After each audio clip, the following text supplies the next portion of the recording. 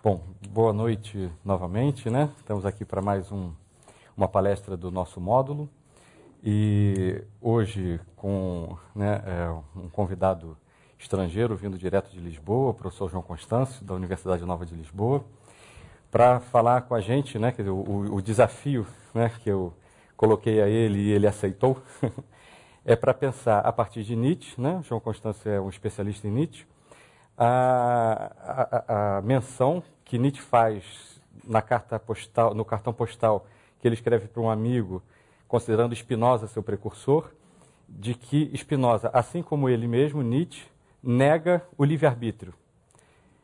Bom, na nossa tradição, não só filosófica, como também religiosa, né, negar o livre-arbítrio, antes de mais nada, causa estranheza, e imagino que para todos, né, a primeira questão que vem como assim? Isso quer dizer que a gente não faz escolhas, que nós somos peças num determinismo da natureza, ou negar o livre-arbítrio, isso quer dizer que o mundo seria um vale-tudo? Então, essa negação do livre-arbítrio, que cabe, no caso, né, antes de mais nada, compreender, tem que dar, de alguma forma, conta dessas questões que surgem a partir do momento em que nós estamos tão familiarizados em pensar a nós mesmos tendo um livre-arbítrio e, portanto, um arbítrio livre para tomar decisões, escolher e determinar o nosso destino, né?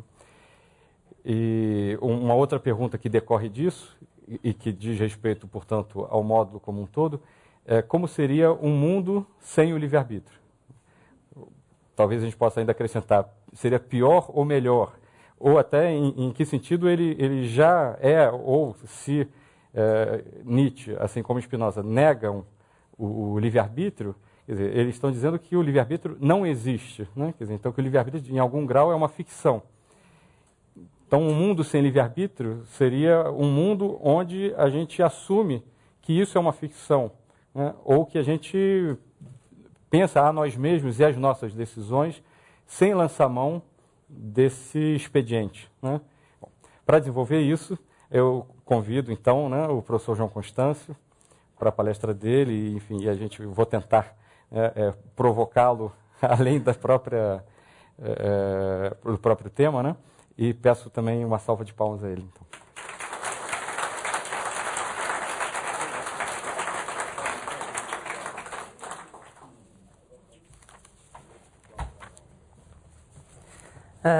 Obrigado, André, e boa noite a todos.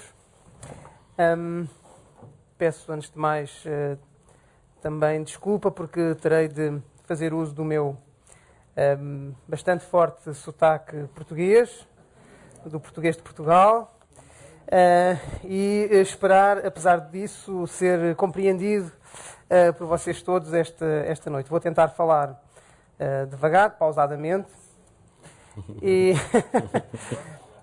e pedir ajuda ao André se for preciso alguma tradução destas duas línguas que separam estes dois países.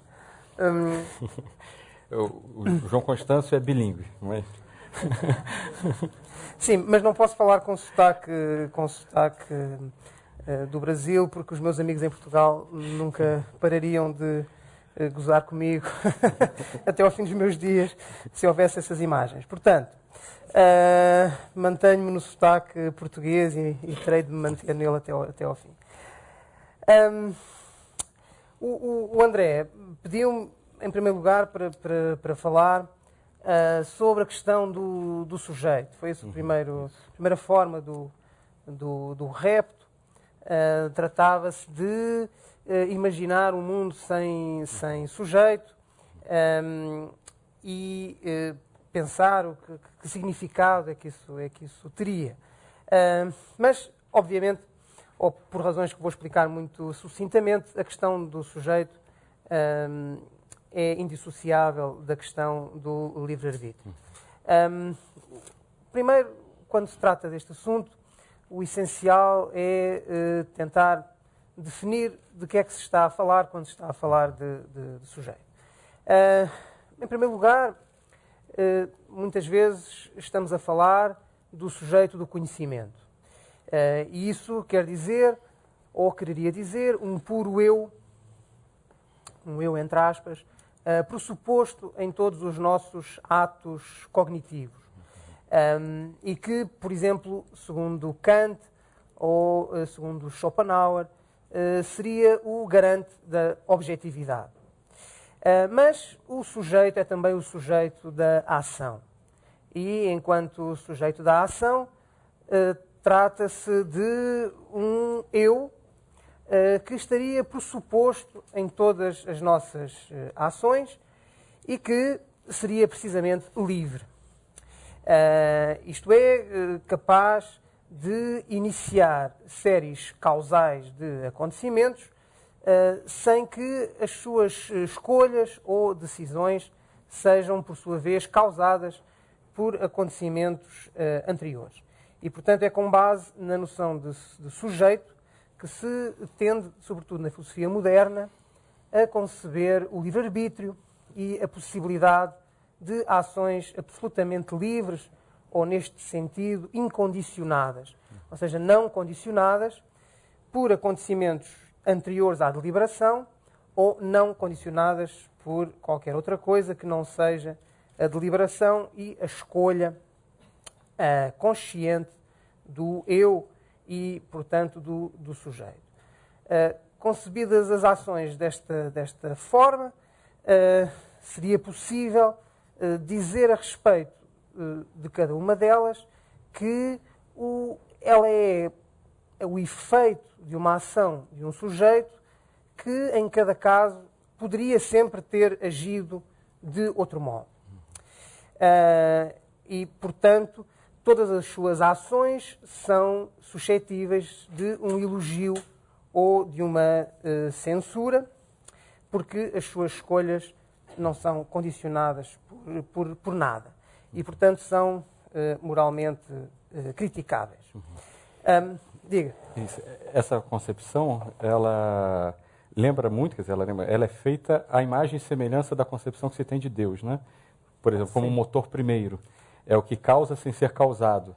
Aí, da mesma maneira que existiria, né, essa liberdade divina, enfim, de determinar o que acontece, o homem lançando mão da razão, que seria o aspecto mais divino e não um animal no homem, né, determinaria como uma causa que não tem causa, por sua vez, deliberaria, né, as suas ações. Né? Sem dúvida.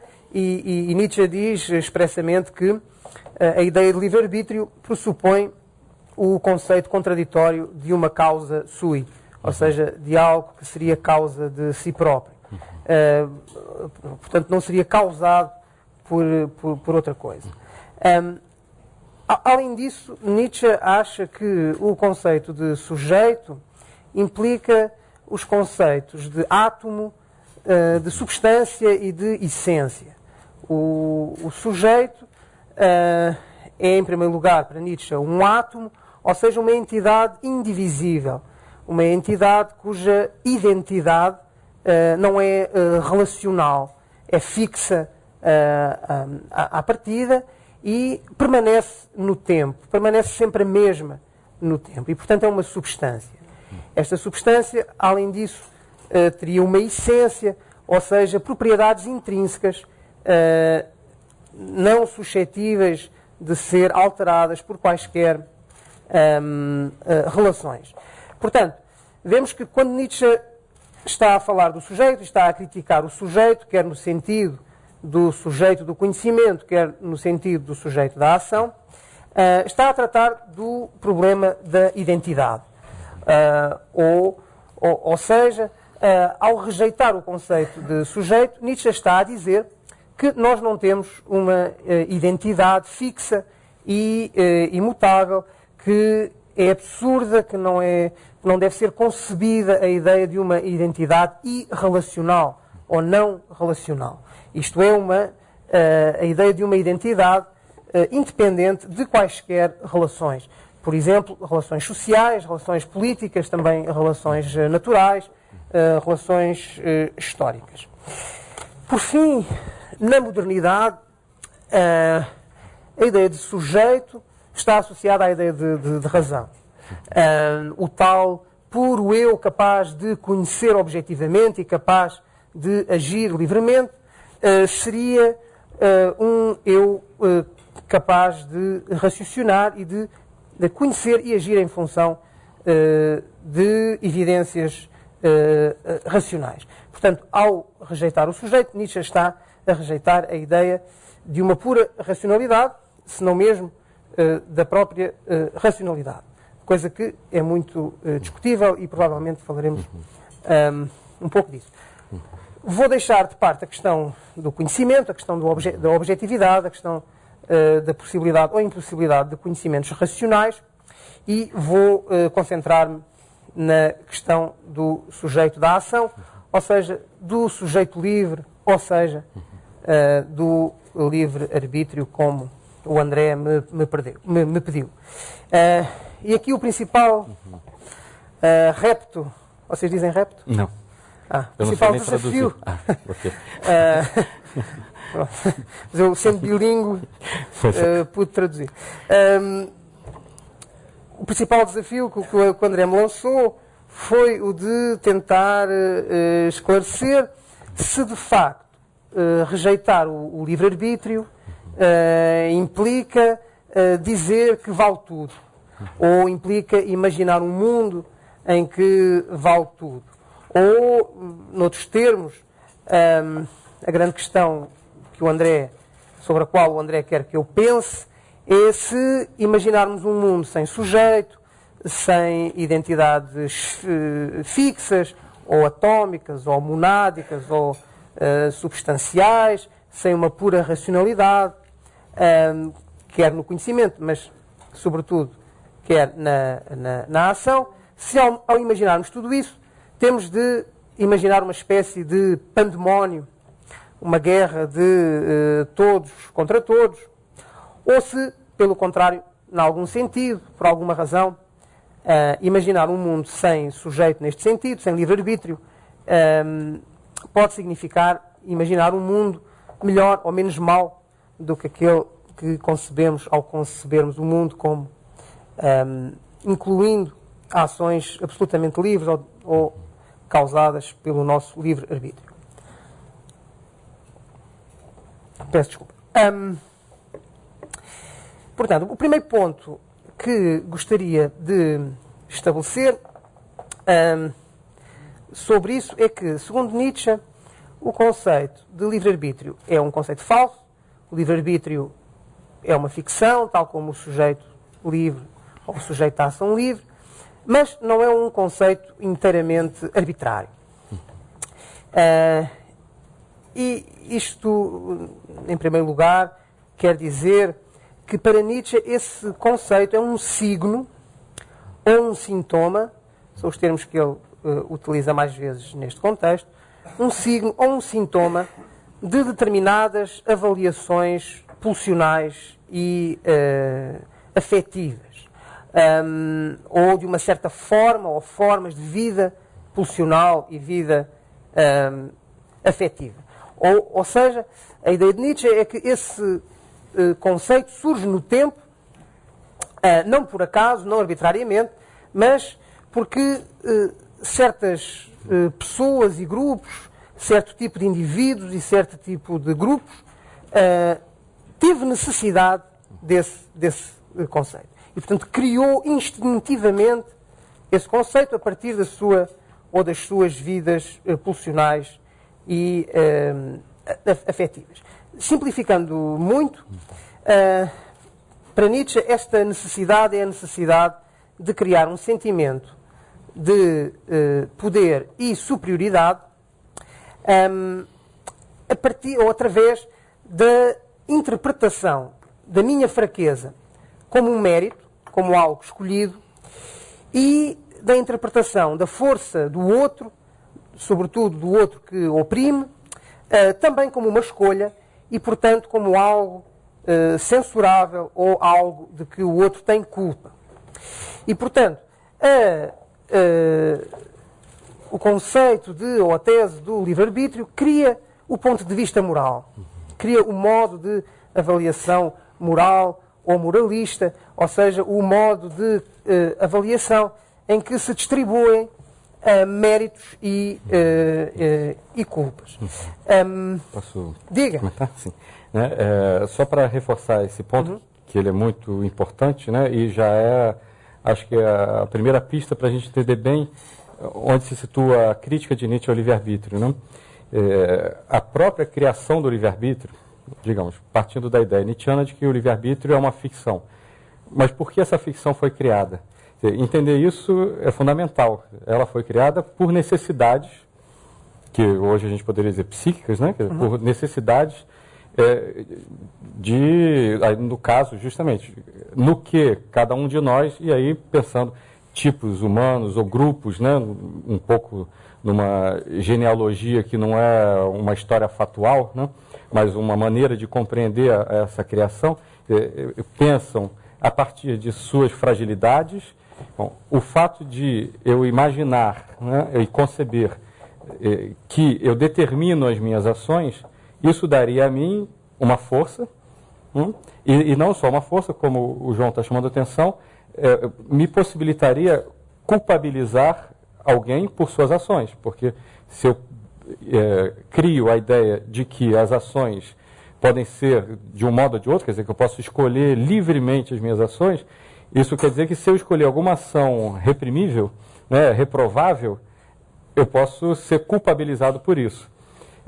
Essa seria uma forma de culpabilizar aquelas pessoas, provavelmente, pelo menos na minha percepção, mais fortes do que eu, e, portanto, de enfraquecer as pessoas que, de alguma forma, me desagradam. Né? E a partir daí, ou seja, Nietzsche coloca a criação do livre-arbítrio pelo homem como surgindo de uma maneira entrelaçada com a própria criação da moral.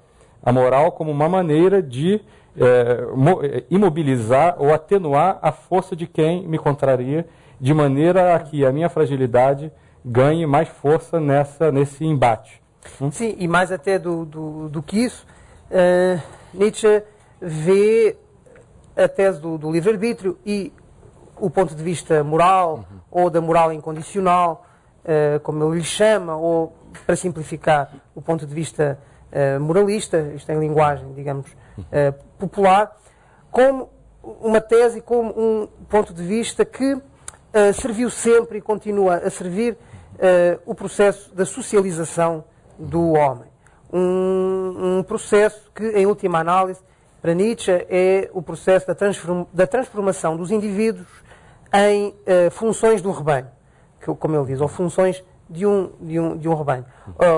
Ou seja, o livre-arbítrio é usado para criticar, para apresentar como escolhas censuráveis as ações daqueles que, de alguma forma, são ou querem ser exceções, não querem ser do rebanho. E, portanto, o livre-arbítrio tem uma função, digamos, niveladora no processo da socialização. Uma função social de provocar um comportamento de rebanho mais uniforme, evitando as singularidades, né? As exceções e as singularidades. Exatamente. Agora... Que inclusive, desculpa, me lembrei, Nietzsche, quando ele fala da não existência do mal, na mesma carta, ele define o mal, a origem da ideia de mal, nessa mesma origem, ou seja, mal, a princípio, é um conceito criado pelo grupo social para inibir as ações singulares. Exato. No mesmo sentido. Mas esse conceito de mal, para Nietzsche, só é possível no pressuposto do livre-arbítrio ou sendo criada a ideia de livre-arbítrio. A ideia de que quando eu ajo de uma forma incondicionada, não condicionada por causas que antecedem a minha escolha, que antecedem a minha deliberação, que antecedem a formação de uma intenção consciente que depois teria poder causal em relação à ação. Ou seja, seria a causa de que a ação seria um efeito. Não sei como é que está o nosso tempo, André. Não, está a ser muito interessante, mas há uma série de aspectos que eu não quero então, vamos lá. deixar de referir. Voltando para já à ideia de signo e de sintoma e esta ideia de que um determinado conceito, como o conceito de livre-arbítrio, pode ser, ou segundo Nietzsche, é um signo ou sintoma de uma vida pulsional e afetiva, ou seja, de determinadas pulsões e afetos que se relacionam entre si de uma forma dinâmica. Temos de sublinhar que Nietzsche não se limita a rejeitar o livre-arbítrio. Nietzsche tem aquilo que podemos chamar um modelo alternativo de interpretação de como acontece a ação, ou do que é a ação. E esse modelo é bastante complexo, mas há alguns elementos dele que eu não quero deixar de referir. O primeiro é que se trata de um modelo adualista, ou seja, não dualista. Um modelo que não separa como se fossem duas entidades diferentes, descontínuas, a alma e o corpo, ou a mente e o cérebro, ou a consciência e as pulsões e os afetos. Não, a consciência é contínua, acontece no mesmo contínuo em que ocorrem as pulsões mais básicas e os afetos mais potentes, para usar a expressão do Spinoza.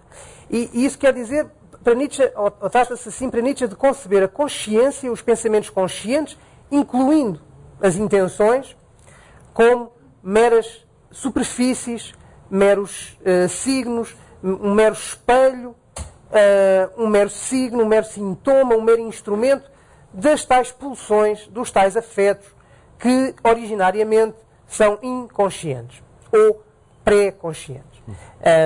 Este é o primeiro aspecto.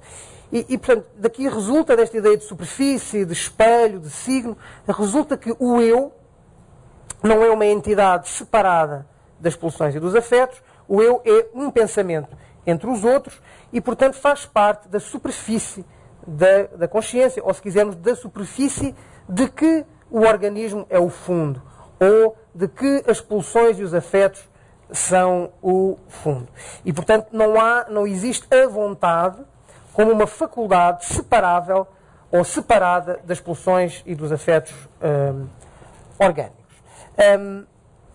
Mais do que isso, o segundo ponto fundamental, para Nietzsche, o organismo é ele próprio uma luta de pulsões ou entre pulsões e afetos, ou entre pulsões e instintos, que são apenas pulsões mais permanentes.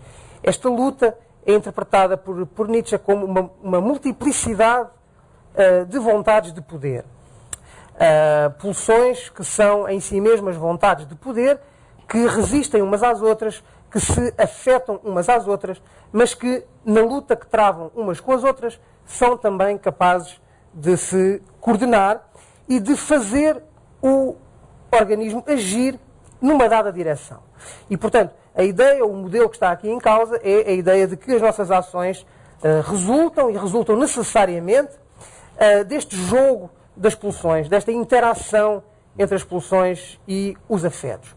Esta luta inclui pensamentos conscientes, ou seja, inclui desenvolvimentos linguísticos, conceituais, comunicativos, discursivos, de pulsões e afetos inconscientes, mas o que é verdadeiramente determinante, o que é mais forte nesta luta, as forças mais potentes nesta luta, são as pulsões e os afetos não conscientes. Esta ideia é muito importante para a crítica do livre-arbítrio. Perfeito. Ou seja, nós seríamos expressão, né, dessa luta, um resultado essa é a ideia da seguinte. luta. Sim, portanto, não se trata tanto de conceber para Nietzsche a ação como o efeito, no sentido determinista do termo, o efeito de uma luta de alguma forma separada da ação. Trata-se antes de ver a ação como a expressão dessa luta, como a expressão da nossa vida pulsional, a expressão do que se passa no domínio dos nossos afetos e das nossas pulsões. E, portanto, os pensamentos conscientes teriam um papel, mas um papel limitado, se quisermos dizer simplesmente, superficial na produção das ações e, sobretudo, as ações seriam, acima de tudo, seriam primariamente uma expressão da vida pulsional e não dos nossos pensamentos conscientes, especificamente das nossas intenções como pensamentos conscientes. Chama a atenção, por exemplo, para o aforismo 32 de Para Além do Bem e do Mal, onde Nietzsche diz que as ações exprimem o não intencional, exprimem aquilo que não é a intenção consciente, mas que, pelo contrário, é o que torna possível a superfície, o espelho, que é a intenção consciente. Ou dizendo de uma forma muito simples, quer a intenção, quer o pensamento consciente, quer a própria ação, tudo isso são apenas signos, sintomas de uma vida pulsional. E, portanto, tudo isso exprime apenas a vida pulsional. Quer dizer, a consciência, nossas intenções, as deliberações, por um lado, expressam essa vida pulsional, também são expressão, e, por outro lado, contribuem com a ação ou com o resultado final, mas são um dos elementos, uma das variáveis que participam dessa luta, né? Do ponto de vista causal, são apenas uma das variáveis. Ou seja, se pensarmos numa multiplicidade de causas que determinam a ação, os pensamentos conscientes, incluindo as intenções, são apenas uma pequena parte dessa multiplicidade de causas, têm influência, mas uma influência limitada na produção da ação. O que é mais importante é que, para Nietzsche, é que do ponto de vista da expressão, passa-se o mesmo. A minha ação exprime o que eu sou enquanto ser afetivo e pulsional, mais do que o que eu delibero. O que eu delibero é subsidiário, é secundário, é dependente do que eu sou enquanto ser afetivo ou orgânico. Antes que me esqueça, muito importante, eu acho que isto, desde logo, significa que Nietzsche não abandona totalmente a ideia de subjetividade. Porque o que está aqui implicado, então, é que as nossas ações exprimem o que nós somos. Exprimem quem somos. Ou podemos continuar a dizer, em algum sentido, embora difícil de fixar, que as nossas ações são de facto nossas. Que há uma relação íntima entre aquilo que eu chamo as minhas ações e o que eu, em algum sentido, sou. Mesmo tendo nós destruído a ideia de que as ações são minhas por serem efeitos de pensamentos meus que seriam a sua causa. E certamente, talvez, muito mais minhas... Por isso. Isso, né? Exatamente. Muito mais minhas do que se houvesse, de fato, o livre-arbítrio e a gente pudesse deliberar separar a ação da intenção consciente. A ideia de Nietzsche é precisamente a ideia da inseparabilidade. Eu não posso separar a ação do que se passa, das movimentações que ocorrem na minha vida pulsional e que incluem pensamentos conscientes também. Não se pode separar uma coisa da outra. Ou, tal como os pensamentos conscientes são contínuos em relação aos afetos e às pulsões, as ações, por sua vez, são também contínuas em relação a tudo isso que se passa no organismo.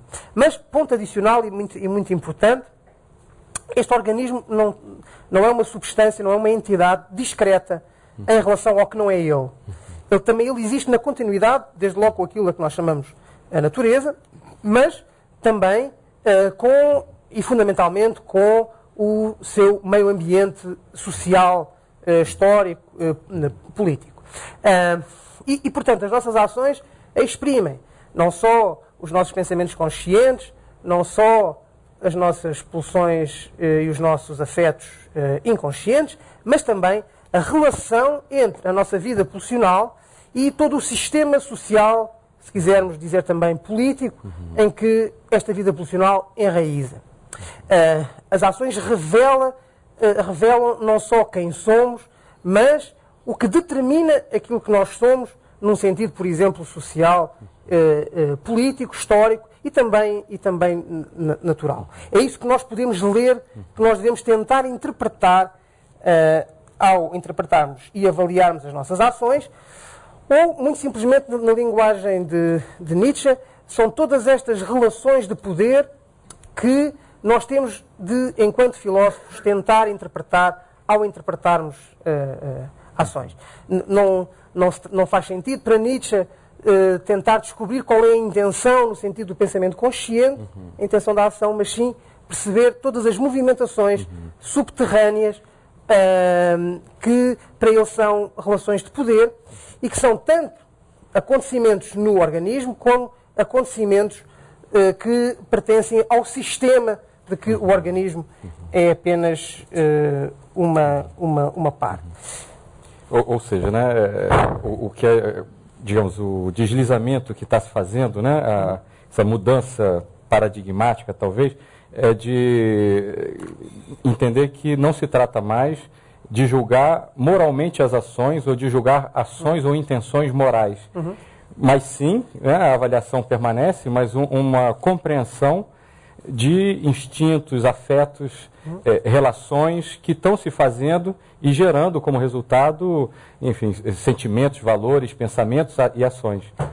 Sim, e essa afetividade, essa vida pulsional, como estava a tentar sublinhar, não é de todo separável daquilo a que nós chamamos o horizonte social, onde elas se enraizam. Elas são relações e isso significa que também que são relações sociais.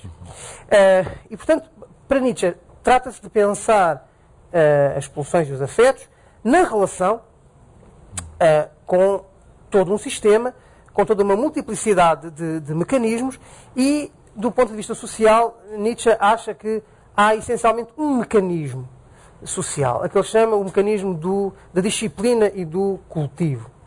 Ou as relações sociais são, no seu cerne, relações de disciplina e cultivo, quer dizer, relações de poder que disciplinam os organismos a ser de um certo modo, que cultivam certo tipo de afetos, certo tipo de pulsões, certo tipo de instintos, certo tipo de vida pulsional e, portanto, também certo tipo ou tipos de seres humanos, de homens. E, portanto, naquilo a que Nietzsche chama genealogia, que às vezes chama filosofia, a que às vezes chama psicologia, o que está em causa é a descoberta, a tentativa de interpretar estas relações de poder, que, sublinho para terminar este ponto, são orgânicas, são do organismo, são pulsionais, mas são também sociais, históricas, são também as tais relações ou mecanismos de cultivo e disciplina. E é nesse sentido, né, se a gente põe a questão, pensando em Nietzsche, né, um mundo sem livre-arbítrio seria um mundo do vale-tudo? Vamos precisamente agora a essa. Exatamente, porque como pode Nietzsche, né, o autor da vontade de poder, o autor dessa não existência do sujeito, ser também um filósofo da cultura? Né? Quer dizer, justamente, ele está pensando, ele tem uma concepção de uma cultura onde as pessoas são mais potentes, né? Quer dizer, então... Não só um filósofo da cultura, diria, saindo das minhas notas, um filósofo do espírito.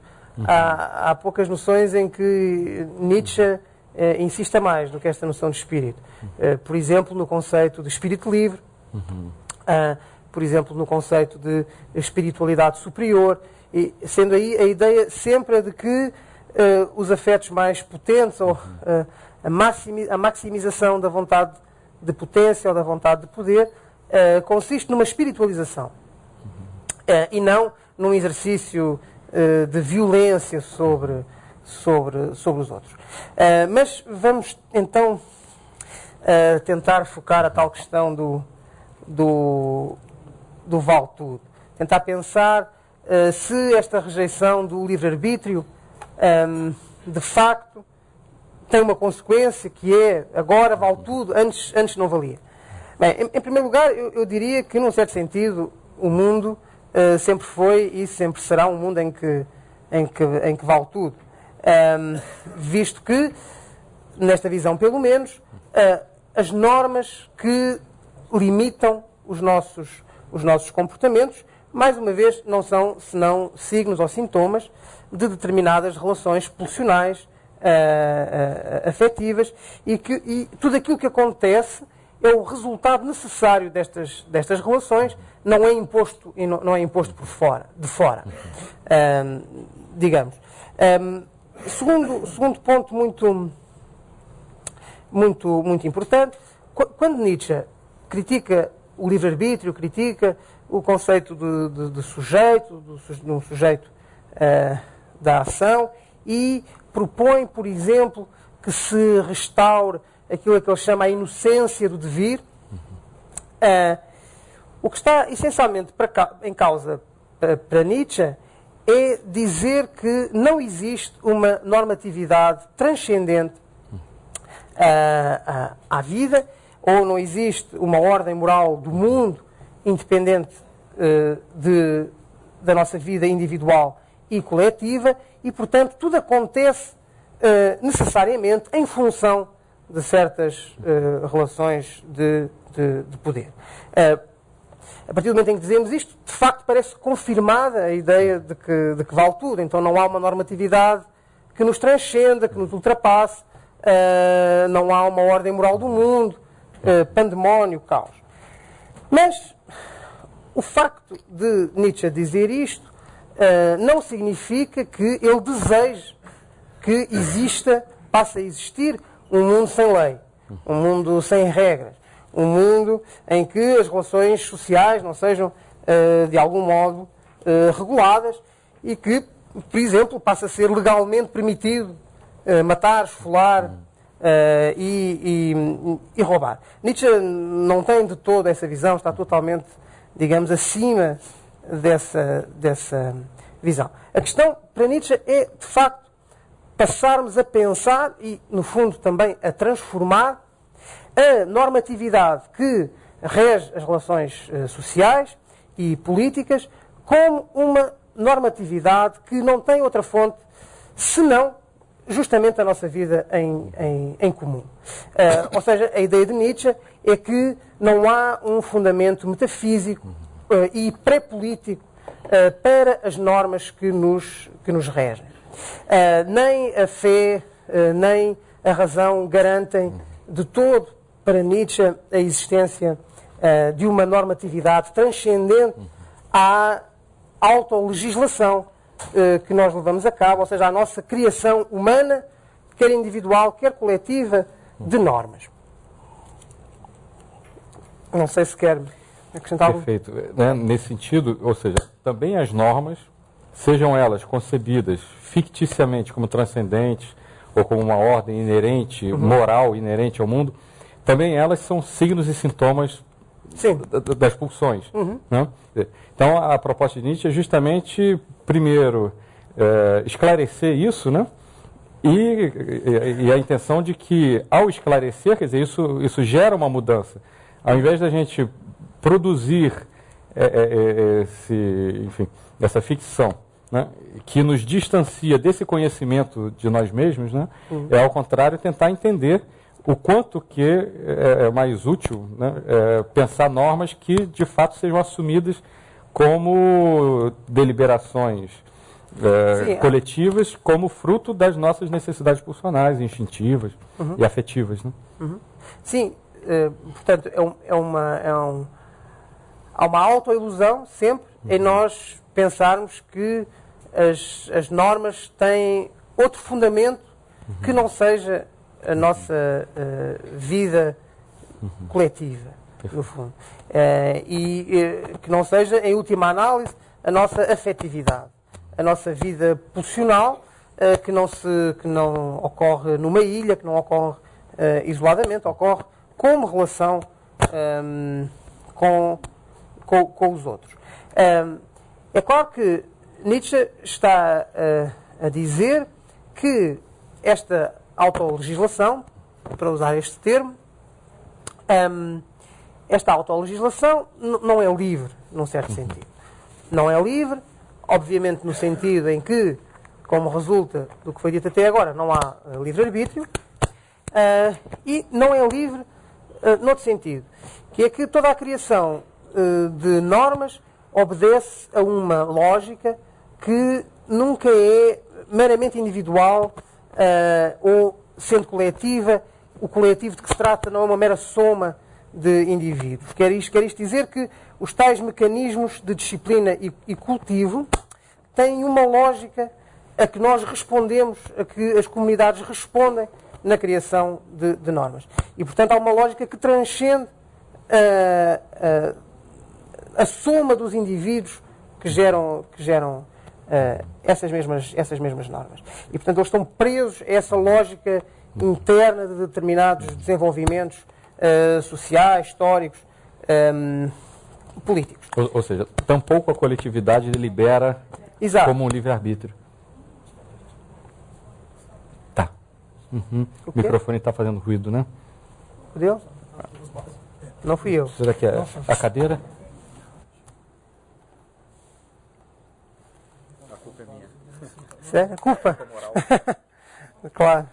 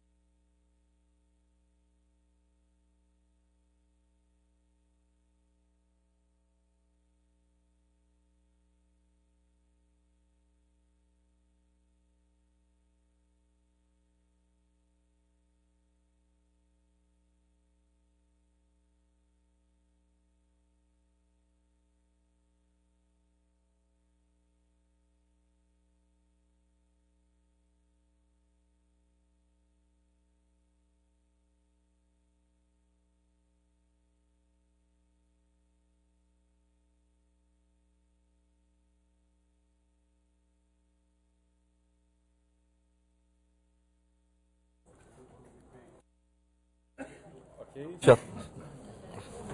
Testando. Eu falo alguma coisa também, João? Teste. Podemos recomeçar? Sim? Ok. João. Tá? Com você a palavra. Vamos voltar, pessoal?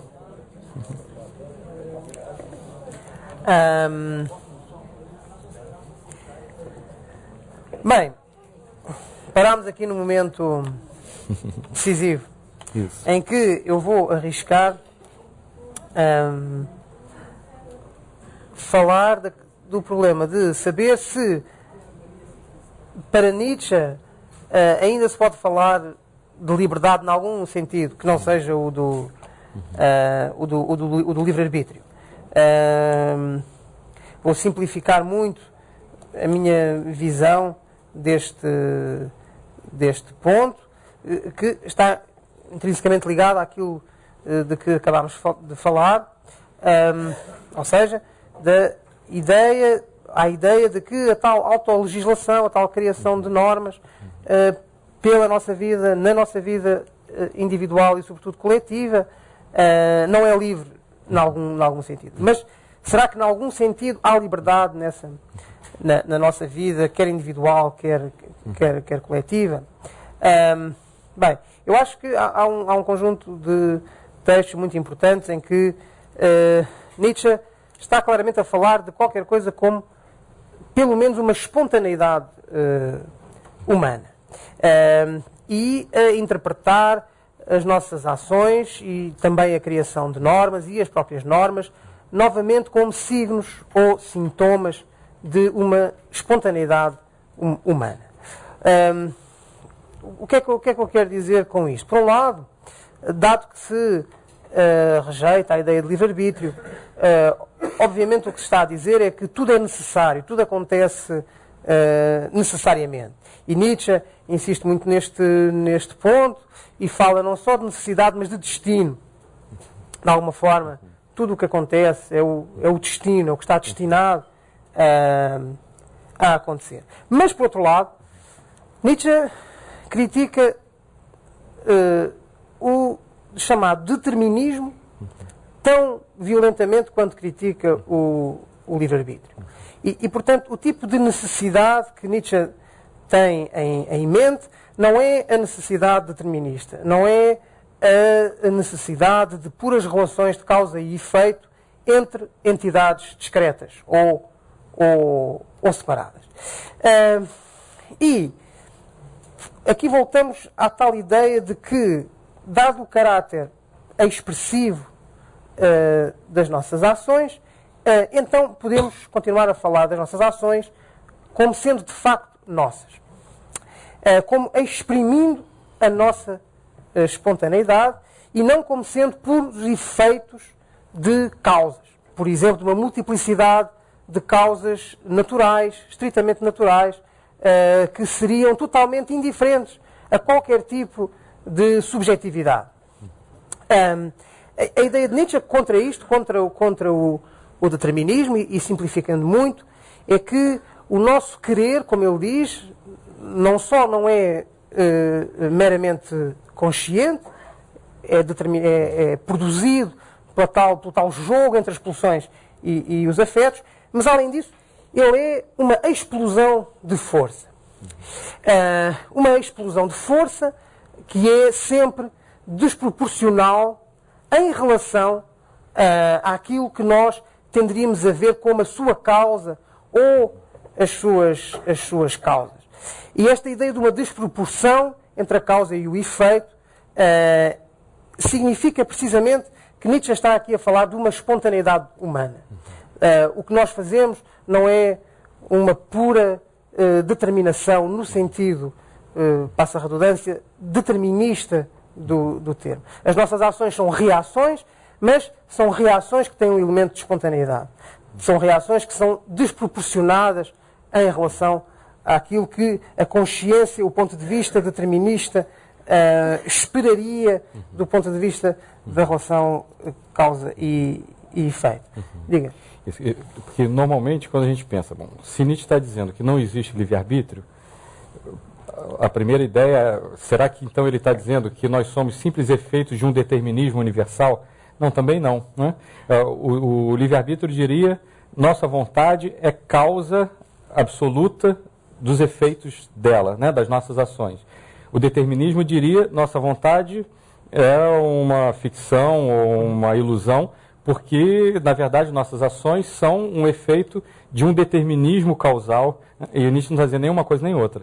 A necessidade da ação que Nietzsche vê é justamente a necessidade de um querer que tem uma força desproporcional enquanto causa, mas que faz parte dessa relação, dessa teia, desse jogo, como você disse, né, de afetos e forças e instintos, pulsões. Sim, aqui, quer dizer, muito sucintamente, diria que um dos conceitos mais importantes neste contexto é o conceito de ação à distância. Há uma necessidade naquilo que nós fazemos, o que nós fazemos acontece necessariamente, mas não se trata de pensar relações em que uma entidade discreta, separada, X, empurra outra através do impacto outra realidade separada, Y. Há uma ação à distância, diz Nietzsche. Eu ajo em função do modo como as coisas me afetam. Ou seja, em função do modo como eu percebo, interpreto as coisas, e a minha ação é a tal reação desproporcionada, porque é precisamente a minha reação à percepção. Não se trata de um ser empurrado por um acontecimento externo, não se trata de conceber duas entidades separadas, trata-se de conceber, diz ele, uma ação à distância. É essa ação à distância que é necessária, e podemos pensar, por exemplo, nas relações afetivas, e em como elas pressupõem essa ação à distância e efeitos desproporcionados, muito óbvios. É isso que Nietzsche tem em mente. Agora, para não nos determos muito neste ponto, isto quer dizer, ou seja, se nós recusamos também a ideia de determinismo, isto quer dizer que, por exemplo, o André e eu estamos aqui neste programa porque cada um de nós quer estar aqui neste programa. Porque há um querer, em algum sentido, há uma espontaneidade humana, em algum sentido, e nós estamos aqui no resultado disso. Ou seja, eu não fui, por simplesmente, trazido até aqui por forças naturais, históricas, sociais, cósmicas, sem que nenhum tipo de subjetividade interviesse nesse acontecimento. Não, por mais que eu proteste, por exemplo, dizendo que não gosto deste tipo de exposição, eu estou aqui porque quero. O não intencional, a interpretação do não intencional, do tal pulsional, do tal afetivo, permite dizer que eu estou aqui porque, em algum sentido, eu quero. Ou seja, eu, em algum sentido, sou responsável por estar aqui. Sou responsabilizável por estar aqui, embora não no tal sentido moral do termo. Embora o meu estar aqui também tenha uma natureza necessária. Mas sou eu que estou aqui. E as minhas ações são, portanto, minhas. E eu, nesse sentido, sou responsabilizável por elas. Tal como me podem exigir as razões de eu estar aqui. Não é? E faz sentido eu justificar a minha ação. Pensar no porquê de, por exemplo, eu ter vindo até aqui. A ideia de Nietzsche é que essa razão não é óbvia. Não basta eu encontrar uma intenção, encontrar um pensamento consciente, que seria a tal causa simples, discreta, separada da minha ação. Se nos quiséssemos ocupar dessa questão, saber porque é que eu estou aqui, teríamos de tentar interpretar, o que é bastante difícil, a minha vida pulsional e afetiva, até percebermos porque é que eu não fui pura e simplesmente trazido até esta sala. Quero comentar este aspecto? Posso dirigir-me para o final? Pode. Bem.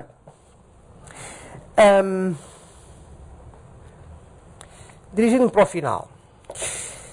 Às vezes, a leitura de Nietzsche pode sugerir que, ao rejeitar, por exemplo, o livre-arbítrio, Nietzsche propõe, em vez dos valores que resultam, por exemplo, da compaixão, ou que resultam da visão cristã do mundo, ou que resultam da Revolução Francesa, em vez de todos esses valores, valores maquiavélicos, exclusivamente individualistas e associais. O quadro é muito mais complicado por muitas razões. Em primeiro lugar, desde logo, porque resulta de tudo isto que nós vimos que os novos valores que Nietzsche espera poder criar, no resultado da famosa transvaloração de todos os valores, teriam de ser sempre, de alguma forma, apenas desenvolvimentos de avaliações pulsionais e afetivas anteriores. E, portanto, desenvolvimentos também do modo como nós afetivamente nos relacionamos com os outros. Mas, sobretudo, podemos pensar como Nietzsche é diferente do que às vezes parece e do que muitas interpretações sugerem. Se pensarmos, por exemplo, que Nietzsche não elogia apenas o muito conhecido amor fati, o amor do destino, como um amor pelo meu destino individual. Nietzsche elogia também, por exemplo, o grande amor de Zaratustra pela humanidade. Pela humanidade. E o que isto significa é que Nietzsche elogia o amor do qual ele espera que possam surgir novos valores que, como ele diz, deem sentido à Terra. A criação do chamado sobre-humano, o além do homem, consiste nisso, num dar sentido à Terra. E o dar sentido à Terra, para Nietzsche, significa salvar a humanidade do niilismo. Portanto, o que está em causa para Nietzsche é essencialmente isto: salvar a humanidade do niilismo, criar valores não nihilistas. E num primeiro momento, isto quer dizer apenas que se trata para Nietzsche de, se não causar, pelo menos contribuir para a nossa emancipação, libertação individual e coletiva em relação aos valores nihilistas, ou seja, aos valores dominantes no Ocidente, pelo menos desde Platão, ou Sócrates e Platão. E é neste sentido que, por exemplo, no Crepúsculo dos Ídolos, Nietzsche fala de uma große Befreiung, uma grande libertação. Uma grande libertação que, diz ele, seria a libertação em relação a valores como Deus, o juízo final, o juízo de Deus, pecado, culpa e livre-arbítrio. E essa grande libertação é aquilo em que nós temos de pensar se queremos, pelo menos, vislumbrar a possibilidade de o tal mundo sem livre-arbítrio não ser pior do que o mundo com o livre-arbítrio ou dominado pela ideia de livre-arbítrio. Penso que estamos a chegar à hora. Eu propunha que, na discussão com o público, falássemos então desta grande libertação, do nihilismo e também daquela que me parece ser a grande questão de todo este módulo, que é a questão da modernidade e como é que Nietzsche se situa em relação à modernidade. Portanto, terminaria por aqui a primeira parte da palestra. Está ótimo. Obrigado. Obrigado.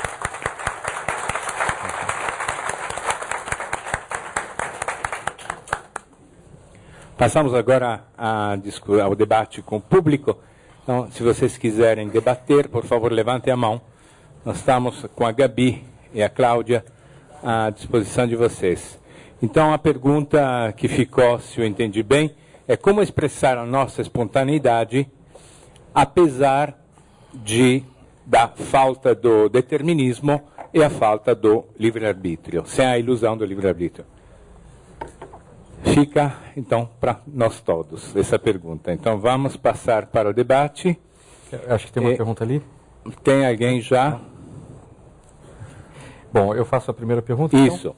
Então, fica a primeira pergunta para as pessoas vão curador. Quebrar o gelo. Isso. O Nietzsche, no Et Homo, né, nesse livro que é uma genealogia de si mesmo, ele tem como subtítulo Como Tornar-se o que se é. E para o leitor de Nietzsche, isso chama atenção, que como um autor que critica tanto a ideia de sujeito, faz um livro tão pessoal, individual, né? E a pergunta, então, quer dizer, eu passo a bola a você, né, para pensar essa questão em relação ao niilismo, né? Quer dizer, entendo que esse tornar-se o que se é está ligado a essa superação do niilismo.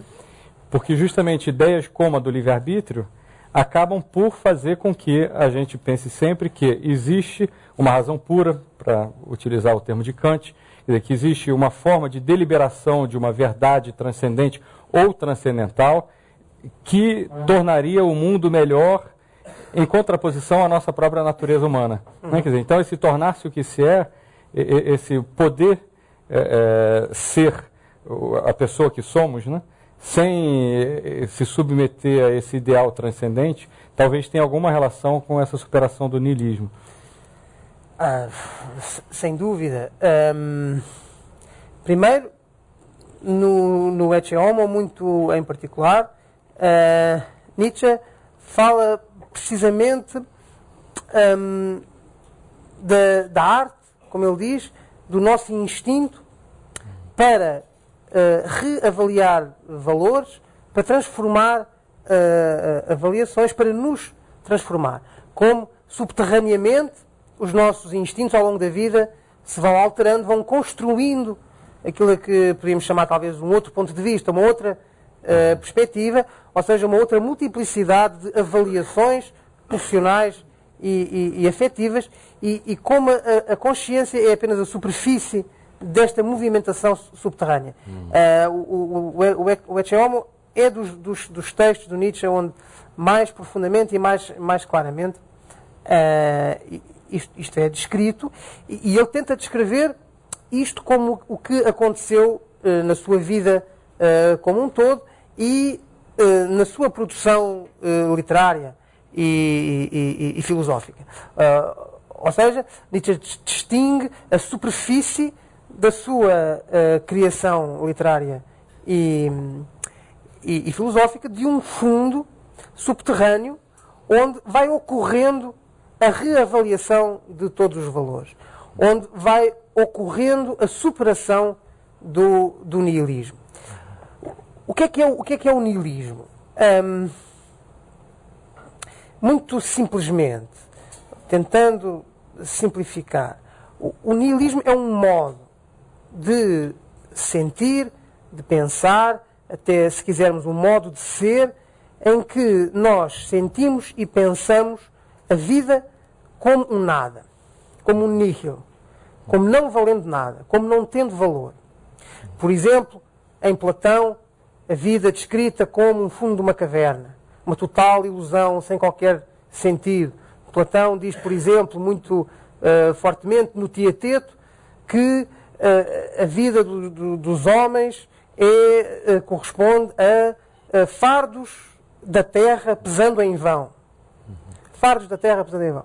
A violência de Platão em relação ao valor da vida sensível, da vida tal como ela ocorre, de facto, no mundo da experiência, no mundo do vivido, no mundo da afetividade, do pulsional, do instintivo.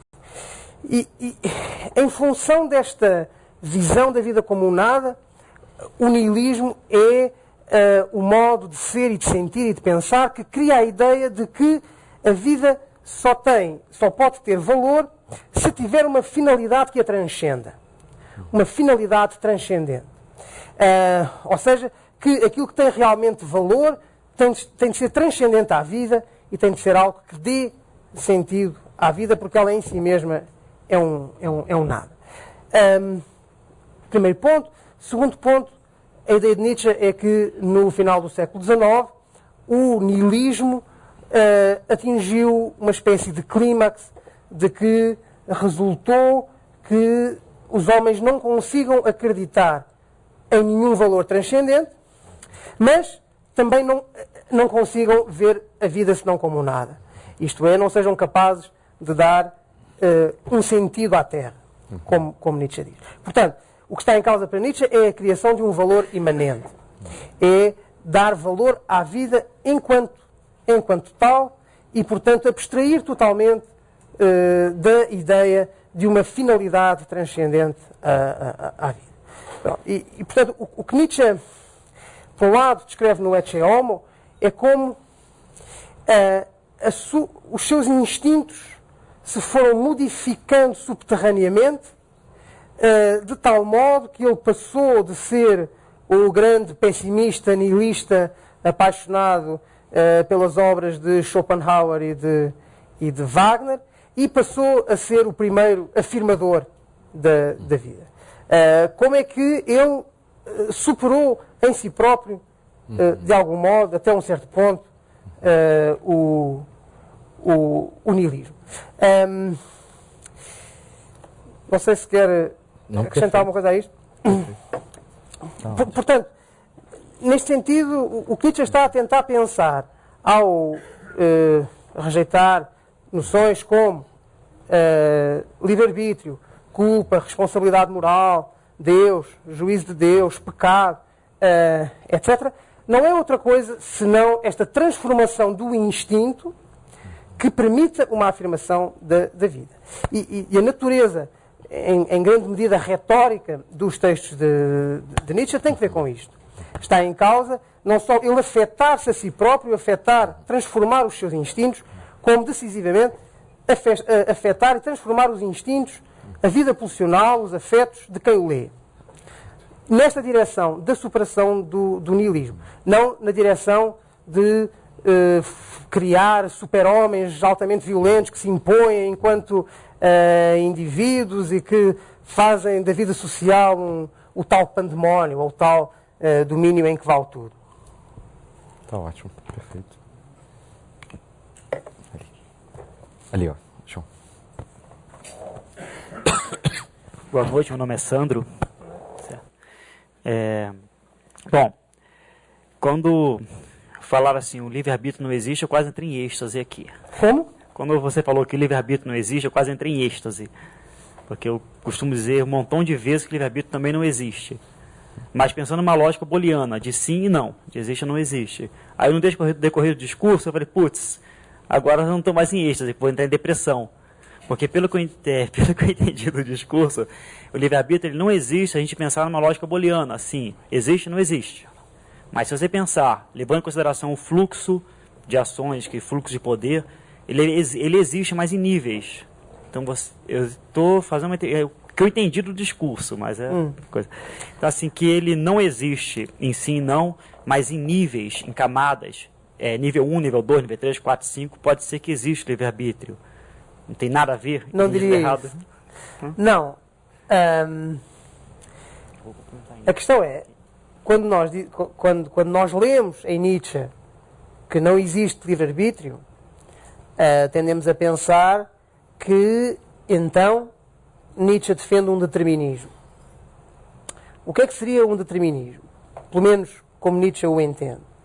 Seria o seguinte: existe no mundo uma multiplicidade de realidades diferentes umas das outras. E elas afetam-se umas às outras. No mesmo sentido em que, por exemplo, uma bola de bilhar afeta outra bola de bilhar através do impacto.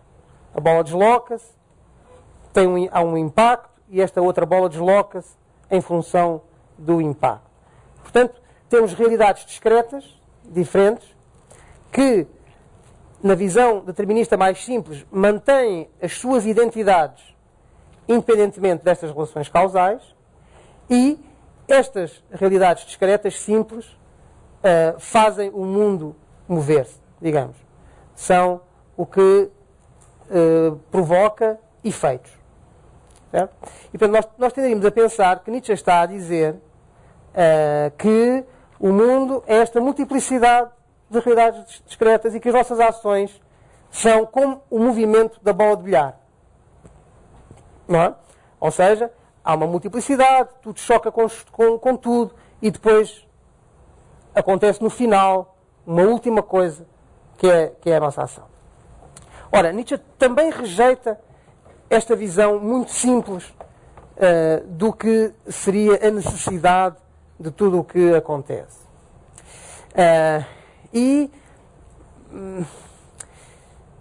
Vamos dizer, é como se, em primeiro lugar, o que ele está a dizer é que aquilo que nós tenderíamos a chamar a nossa natureza é mutável, é transformável, é plástica, não é uma natureza fixa. Não é como nós imaginamos que é a natureza da bola de bilhar, que permanece a mesma quando a outra bola de bilhar choca com ela. Não. Nós estamos constantemente a ser transformados pelas relações em que estamos envolvidos. Nós não temos uma identidade fixa.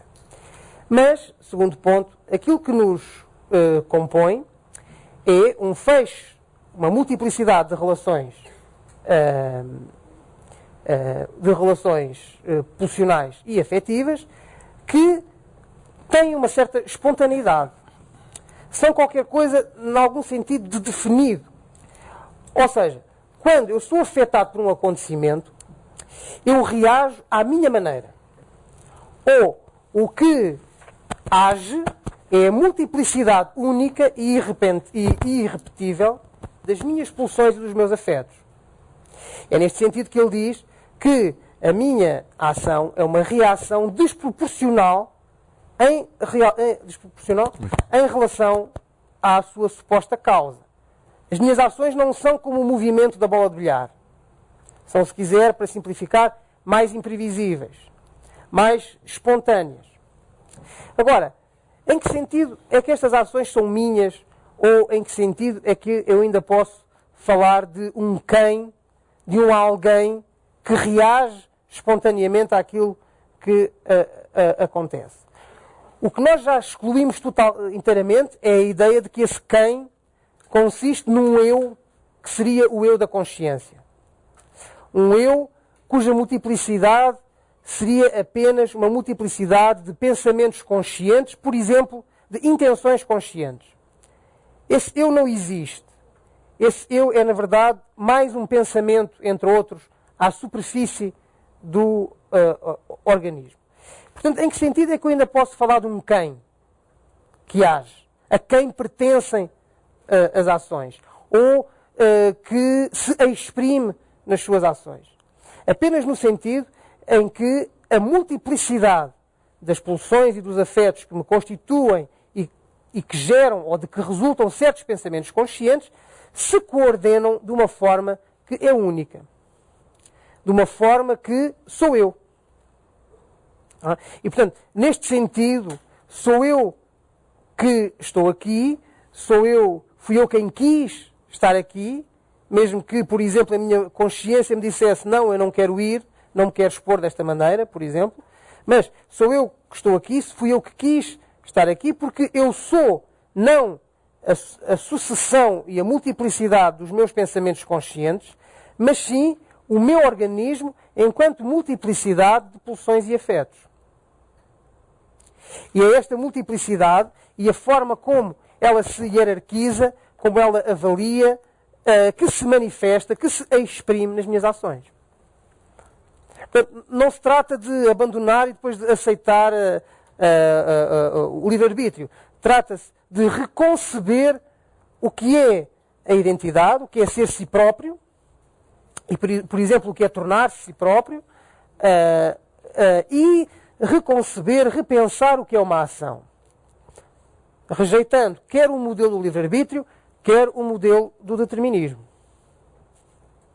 Talvez, pegando carona na questão, né? O Nietzsche não está dizendo que nós não temos arbítrio. Ele está dizendo que esse arbítrio não é livre, ele não é isolado. Ele é um resultante das nossas pulsões e dos nossos afetos. E se a gente insiste em pensar que ele é livre, isso só vai gerar culpa, responsabilização moral. Não vai ajudar em nada. Quer dizer, é um pouco como quando ele fala sobre a vontade de verdade. É simplesmente uma vontade de encontrar culpado. Enquanto que se a gente entende que o nosso arbítrio é resultado do jogo afetivo, da multiplicidade afetiva que nós somos, não quer dizer que a gente deixou de ser, quer dizer que a gente deixou de ser um sujeito que determina de maneira absoluta tanto as nossas ações, quanto, muito menos, né, o resultado dessas ações.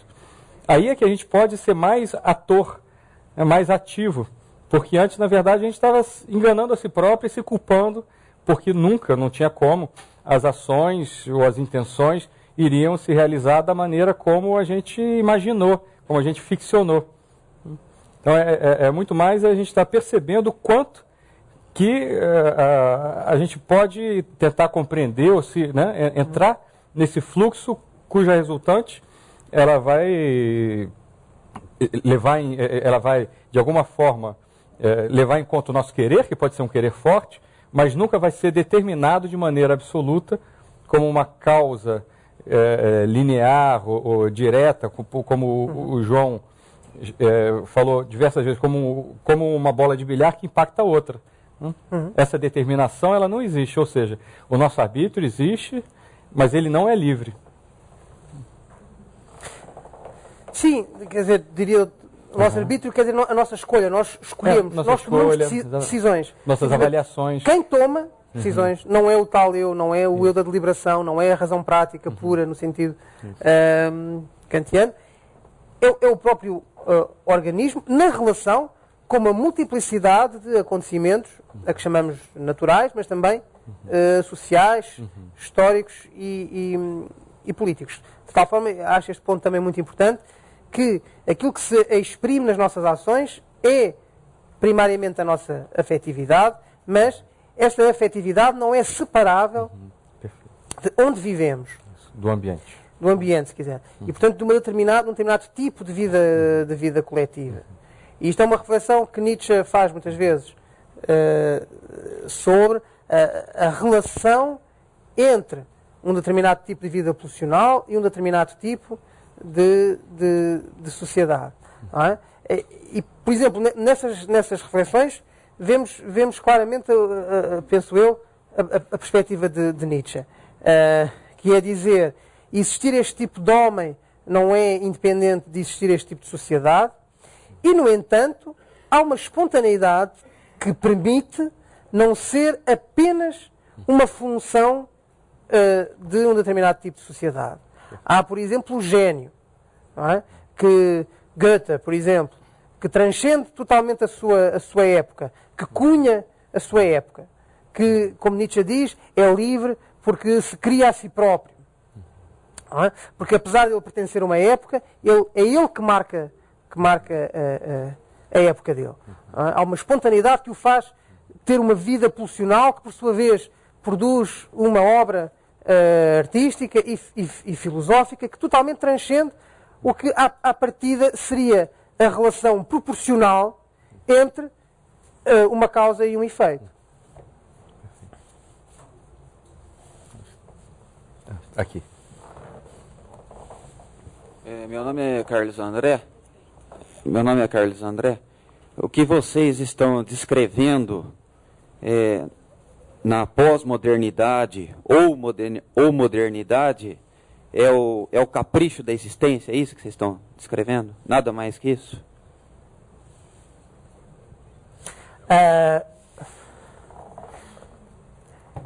Agradeço imenso essa pergunta porque permite falar da questão magna de saber o que é a modernidade e em que sentido é que Nietzsche é um pensador moderno ou não é um pensador moderno, ou pensar sobre a crítica nietzschiana à modernidade. Se pensarmos que o que é essencialmente característico da modernidade é a entronização da razão como valor supremo, é a ideia de que nós racionalmente podemos descobrir a verdade e construir um mundo melhor com base no nosso saber racional. Então, Nietzsche pretende estar, pelo menos, para além da modernidade. Nietzsche diz a razão não tem esse tipo de poder. Nem sequer há uma verdade em si, transcendente, independente de nós, que a razão pudesse descobrir e que depois tivesse, digamos assim, consequências normativas, isto é, da qual nós pudéssemos retirar uma clara indicação sobre o que fazer. 10 mandamentos, 20 mandamentos, 200 mandamentos. E isso é tudo uma ilusão para Nietzsche. Mas não sei se, e penso que aqui talvez discordemos, não sei se essa ideia de razão é o cerne da modernidade. A minha ideia é que o cerne da modernidade é uma descoberta progressiva de que o mundo não tem propriedades intrínsecas a descobrir. Ou seja, que não há um cosmos, que não há uma ordem do mundo previamente estabelecida, que nós tenhamos apenas de ir encontrar, digamos assim. Seja através da razão, seja através da fé, seja como for. E que sendo assim, a tarefa que nós temos em mãos, desde sempre, é a nossa autodeterminação individual e coletiva. Isto é, nós temos que nos criar a nós próprios, temos que legislar para nós próprios. Não existem os 10 mandamentos, quer no plano meramente teórico, científico, quer no plano moral. E é nesta ideia que Nietzsche insiste muito fortemente, como procurei dizer. Em todas as sociedades, diz Nietzsche, há sempre uma tábua de valores.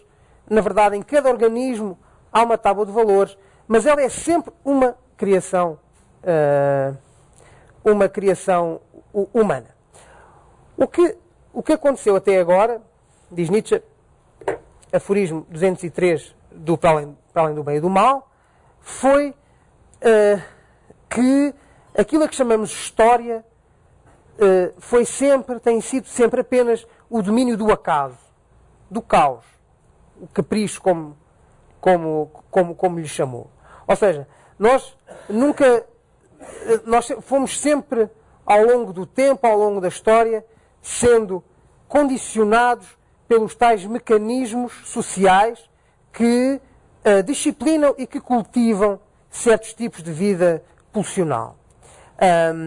A história, como Nietzsche a vê, é, neste sentido, uma contínua produção de tipos humanos, sem que haja uma finalidade nesta produção contínua, sem que haja uma lógica nesta produção contínua e, sobretudo, sem que haja um controle humano.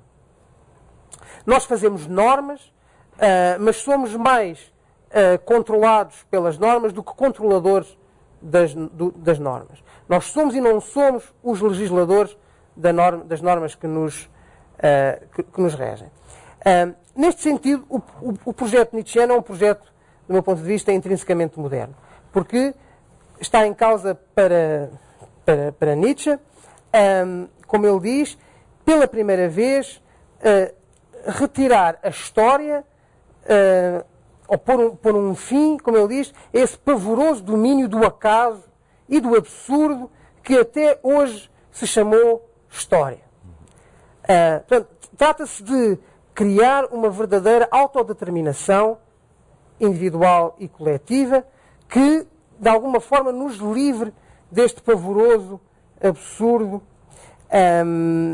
e acaso. Portanto, ao pensar, por exemplo, a superação do nihilismo, ao pensar na criação de novos valores, de valores não nihilistas, Nietzsche está a pensar numa emancipação humana em relação ao acaso, em relação ao absurdo, em relação a um curso, a um fio da história sem qualquer sentido. E é neste sentido que eu acho que ele é moderno. Ou seja, não é que ele ache que, através da razão, nós vamos agora dar sentido à história. Que nós vamos arquitetar, por exemplo, uma sociedade ideal que será totalmente racional, que será, por simplesmente, o produto de uma reflexão racional sobre o que deve ser ou o que deve acontecer. Não. Tudo o que vier a acontecer será sempre, de novo, o resultado de uma multiplicidade de relações de poder. Mas está em causa para Nietzsche este tipo de autodeterminação. Esta salvação em relação ao acaso e, muito particularmente, em relação, como ele diz, ao verdadeiro manicômio ou hospício em que o mundo se tornou por causa dos valores dominantes desde o platonismo. É assim que eu vejo Nietzsche. Bom, por tentar ser bem sucinto, mas eu fui chamado, a comentar esse ponto de discordância. O André disse que ia ser provocador comigo, mas você perdeu a oportunidade, eu antecipei-me, sim. Isso. Eu acho que é uma discordância pequena, Em que sentido? De fato, se a gente pega assim, um ideal da modernidade como um ideal de emancipação do homem em relação à ordem moral do mundo, Aí a gente pode dizer que uma ordem pré-estabelecida, uma ordem pré-estabelecida, uma verdade transcendente. Isso. Aí a gente poderia dizer com toda certeza que tanto Nietzsche, ao final da modernidade, quanto Spinoza, na aurora da modernidade, mantêm esse projeto, ou até radicalizam esse projeto moderno. Né? Spinoza é associado a um movimento chamado iluminismo radical, contrário ao iluminismo que vigorou. Ok. Então, não há discordância nisso. A pequena discordância é no sentido assim, se a gente entende que, junto com esse projeto de emancipação, ao mesmo tempo, o que vigorou foi uma ideia de que essa emancipação vai se dar por um controle vindo desse livre-arbítrio, dessa razão livre que vai calcular tudo que vai se realizar independentemente da natureza e, mais ainda, contra a natureza, tomando a natureza como o que atrapalha a razão humana e o artifício humano de criar, né, um mundo maravilhoso, perfeito e bom, aí tanto então, Spinoza quanto Nietzsche, não há discordância, são extremamente críticos dessa modernidade. Sim. Eu acho que essa sensação, né, ao ouvir Spinoza e Nietzsche, de que eles estão falando de um capricho, eu acho que vem justamente por quê? Porque a pós-modernidade, a dita pós-modernidade, se caracterizou como esses valores não mais transcendentes, mas agora dessa razão dissociada da vida, ruíram. Quer dizer, essa razão moderna, ela se mostrou ineficaz. Então, a pós-modernidade ela vem como um fracasso desse projeto moderno, dessa razão ter um controle de tudo, e essa sensação de que não existe mais nada. E agora a gente está, né, numa modernidade líquida, como o termo do Bauman, né, quer dizer, a gente está meio ao sabor do acaso novamente. Ou seja, diante da crise da modernidade, esse ideal inicial da modernidade, ele pode ser reinterpretado em outro paradigma, que não o da modernidade que ocorreu, a partir de Spinoza e de Nietzsche, pensando essa emancipação não mais como uma emancipação da razão sobre a natureza, ou de manipulando a natureza, mas ao contrário, né, pensando o que é esse jogo pulsional e afetivo do qual nós somos resultado. E também, quer dizer, tanto no caso de Nietzsche quanto no caso de Spinoza, está aí muito em causa a sociedade e portanto a relação entre a afetividade e o tipo de sociedade em que nós vivemos, e como o sistema social transcende de facto a nossa afetividade e o que nós podemos controlar individualmente através das nossas intenções. Aí entra aquele tema que eu falei muito a correr, dos mecanismos de cultivo e de disciplina, e de como a evolução, o desenvolvimento das sociedades para Nietzsche é um processo que é como se fosse independente das vontades individuais que compõem as sociedades. Por um lado, a sociedade é pura e simplesmente humana, as normas são pura e simplesmente humanas, por outro lado, elas ganham uma lógica que nos transcende e que nós temos dificuldade em impedir. De tal modo que, então, a tal autodeterminação individual e coletiva teria de passar pela alteração de mecanismos que, à partida, transcendem as possibilidades de uma intervenção, pelo menos meramente individual, direta. E isso tem muito que ver, de facto, com o nosso tempo. Como, por exemplo, nós vemos este monstro gigantesco do capitalismo financeiro a criar uma crise brutal em 2008, e como nós temos dificuldade, apesar de todas as reações que houve, há tanta dificuldade em alterar o sistema que causou esta crise. Como ele se restabeleceu tão depressa, tão fortemente, como ele se prepara para criar provavelmente outra crise igual, como ele está a criar uma crise profundíssima na Europa, e nós temos tão pouco controle sobre ele. Como há aí todo um mecanismo que é social, que é criado por nós, mas que, no entanto, é como se tivesse uma vontade autónoma. E isso é um tema, penso eu, muito importante para Nietzsche e muito pouco explorado ainda em Nietzsche.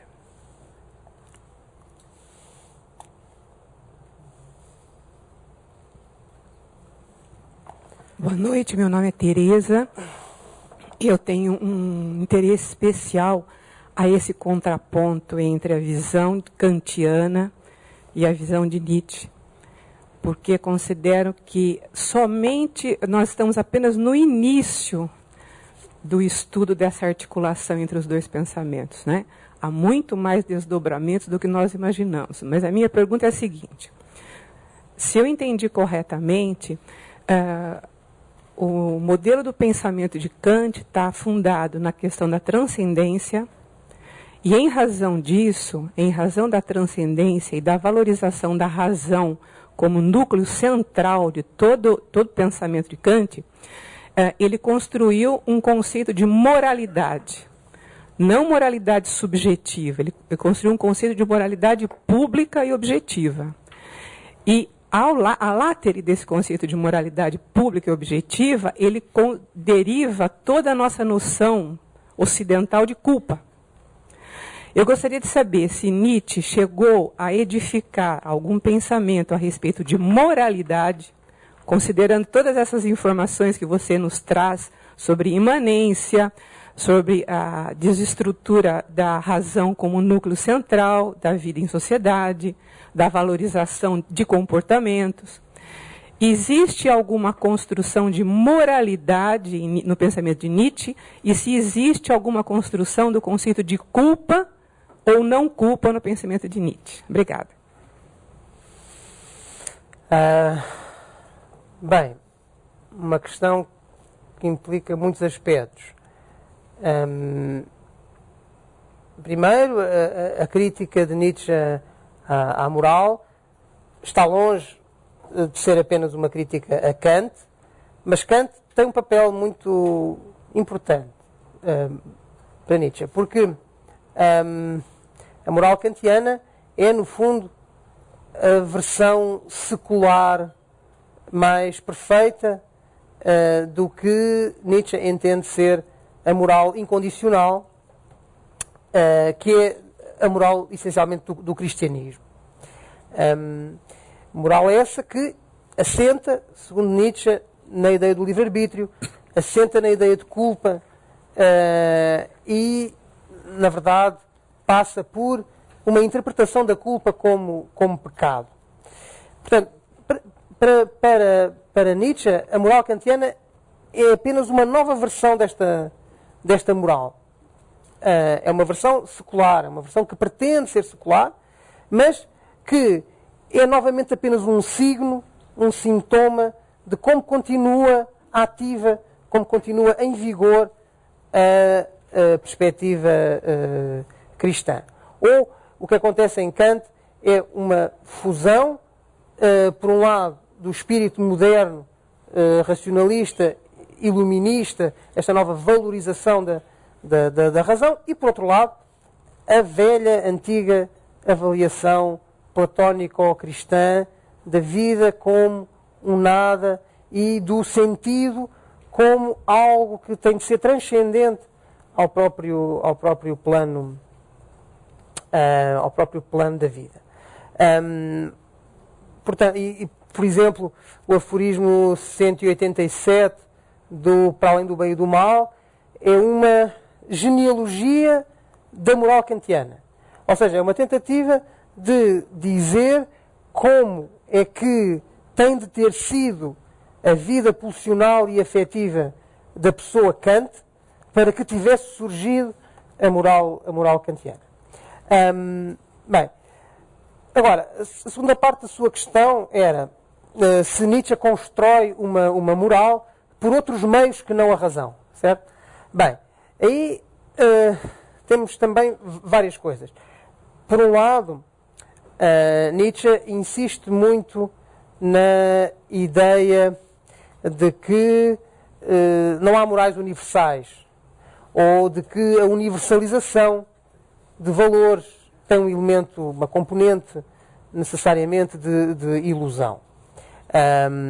Mas Primeiro, Nietzsche está essencialmente a falar para aquilo que ele chama os espíritos livres, os homens, os indivíduos capazes de uma maior potenciação e maximização da vontade de poder, ou seja, que têm mais possibilidades de espiritualizar a sua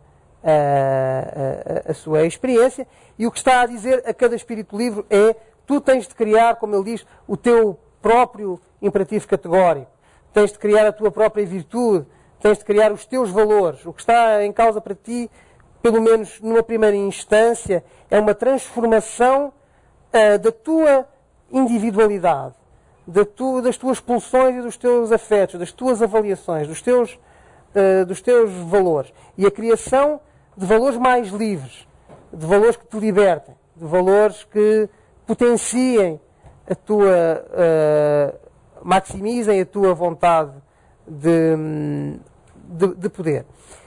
Por outro lado ainda, o que Nietzsche também está a dizer é que não há vida humana sem valores. E que nós podemos até, Nietzsche não usa o termo, mas podemos até falar de uma moral instintiva para caracterizar o modo como Nietzsche entende o que nós somos, antes de mais, enquanto organismos. Os nossos instintos, ou seja, as nossas pulsões e os nossos afetos, já por si mesmos criam valores e constroem tábuas de valores, de hierarquizações de valores. Portanto, a ideia do Nietzsche é que as morais que são construídas pela consciência, que são postas em livro, que são transmitidas através da linguagem, são sempre já os tais signos ou sintomas de morais instintivas, ou seja, de tábuas de valores pulsionais e afetivas. Por fim, sublinharia um ponto que também referi durante a palestra, que é que a nossa afetividade está muito longe de poder ser reduzida a uma agressividade em relação aos outros. Pelo contrário. Não é? E Nietzsche tenta precisamente, em muitos passos, pensar, por exemplo, o que é o amor, ou o que é a amizade, o que é o amor pela humanidade.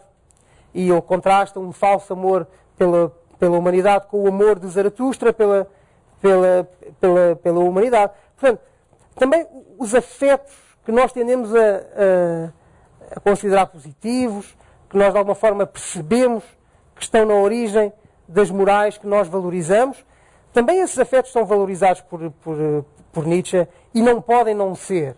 Não é? Porque aquilo que assusta em Nietzsche é, em grande medida, uma faceta dos seus escritos que provavelmente é essencialmente retórica. Não é? Nietzsche precisa de criar aquela persona, aquela máscara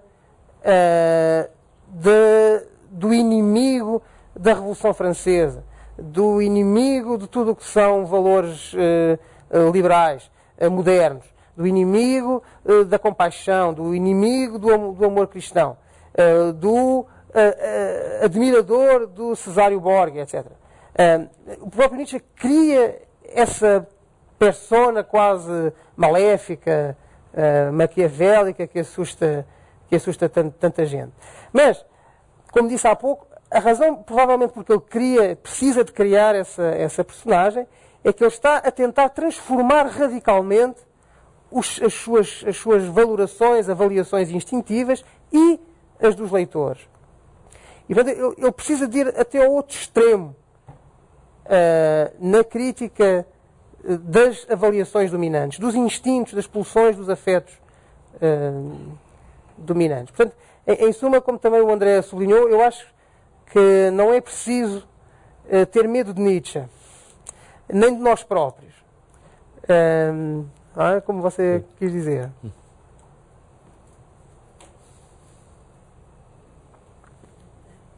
Esse que é aqui uma pergunta.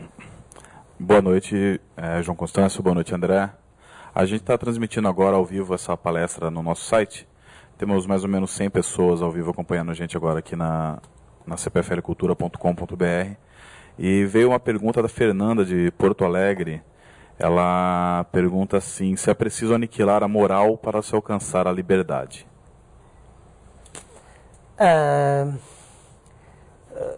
Retomo a resposta anterior. Se entendemos a moral como aquilo a que Nietzsche chama a moral incondicional, uma moral como, por exemplo, a kantiana, no fundo a moral platónico-cristã, sim, sem dúvida. Essa é a ideia central de Nietzsche. Temos que destruir essa moral para ter lugar a tal grande libertação. Agora, como disse também na resposta anterior, não há existência humana sem algum tipo de moral, sem avaliações, sem valores, sem afetividade. E uma afetividade que, podemos dizer, penso eu, necessariamente, inclui compromissos afetivos, inclui um sentimento de comunidade, de pertença, inclui amor por outros, dizendo muito simplesmente. Não é? E, portanto, o mínimo que se pode dizer, julgo eu, é que está longe de ser líquido, que, tendo lugar eventualmente uma superação da moral cristã, o resultado é uma sociedade maquiavélica, são valores maléficos, individualistas. Nietzsche verdadeiramente não pensa de todo nessa direção, pelo menos no modo como eu o vejo. Bom, João, passamos para a última pergunta da noite.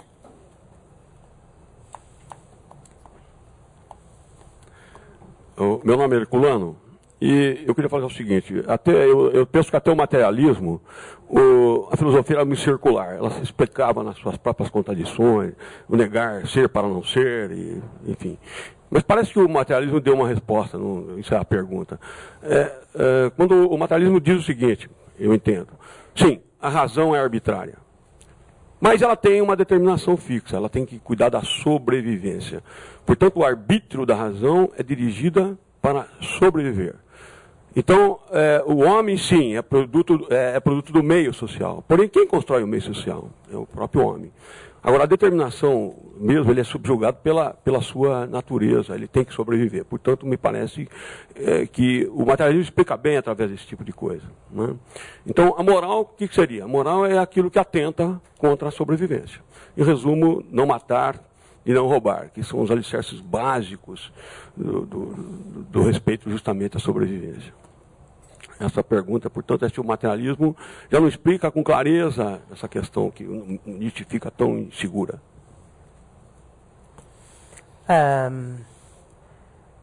Bem, Nietzsche não é um materialista nesse sentido em que eu penso que está a pensar em materialismo. Nietzsche é um materialista no sentido em que não acredita em nenhuma realidade transcendente. Num certo sentido, claro que podemos dizer que só existe matéria em movimento. O meu organismo é um organismo material, a minha consciência não é uma centelha divina ligada a um plano transcendente. Tudo isso está completamente afastado para Nietzsche. Mas, por exemplo, o tipo de materialismo que referiu, em que se vêem os organismos como impulsionados exclusivamente, essencialmente, pelo menos, por um desejo de sobrevivência, isso é o tipo de visão que Nietzsche rejeita imediatamente.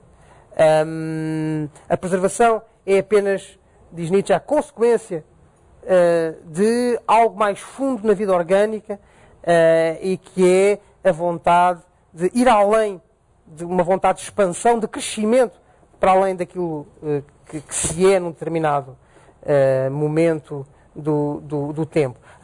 A ideia de vontade de poder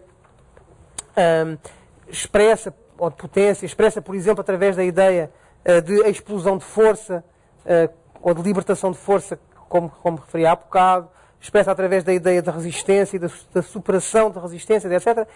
Essa ideia é, em parte, uma crítica da ideia de preservação, da ideia de que os organismos, em particular os organismos humanos, são motivados apenas para a preservação. E aí, entre vários outros aspectos, surgiria ou eu destacaria também, a ideia de espírito, que é tão ou mais importante para Nietzsche do que a ideia de matéria. O espírito não é uma realidade transcendente para Nietzsche, mas há processos de superação de resistências, de superação daquilo que se é num dado momento, que são, segundo Nietzsche, espiritualizações da experiência. E que são aquilo que mais potencia, mais maximiza as potencialidades orgânicas. Portanto, Nietzsche não abandona a ideia de espiritualidade, por exemplo. Pelo contrário, é absolutamente central para ele. Tal como não abandona a ideia daquele tipo de espontaneidade que eu referi na primeira hora. Uma espontaneidade que revela uma ação cuja natureza é desproporcional em relação aos supostos efeitos, às supostas causas materiais da ação. Por exemplo. E, portanto, estamos a falar de um materialismo em algum sentido, sem dúvida, mas a visão de Nietzsche pretende ser muito mais complexa do que o tipo de visão que me pareceu estar a ter em mente. Foi a tua pergunta? Está ótimo, perfeito. Bem, agradecemos, portanto, João Constâncio, por essas reflexões tão profundas sobre a vida, a sociedade atual. Me veio em mente aquela frase do Jean-Paul Sartre, que não somos condenados à liberdade, né? É um pensamento, eu acho que, não sei se tem a ver com isso, mas a escolha, apesar de não poder ser livre, é sempre uma escolha que nos compete. Lembramos que o próximo encontro, no dia 1º de julho, nós finalizaremos esse módulo com André Martins, aqui, o nosso curador e palestrante, aonde ele vai focar o mundo onde conhecer é criar e afetar-se melhor. Então nós vamos completar esse ciclo com uma visão baseada na criatividade e uma possibilidade de superação. E nesse domingo, dia 19, às 22 horas, nós temos a exibição do programa de Café Filosófico Se Meu Mundo Cair, né? Com Renato Giannini e convidados. E também lembramos que na semana que vem nós não teremos programação devido ao feriado. Portanto, agora gostaríamos de concluir agradecendo a presença dos nossos ilustres convidados. Obrigado. E de todos vocês, sem os quais não teríamos razão de existir. Gostaríamos então de palmas calorosas para os nossos amigos.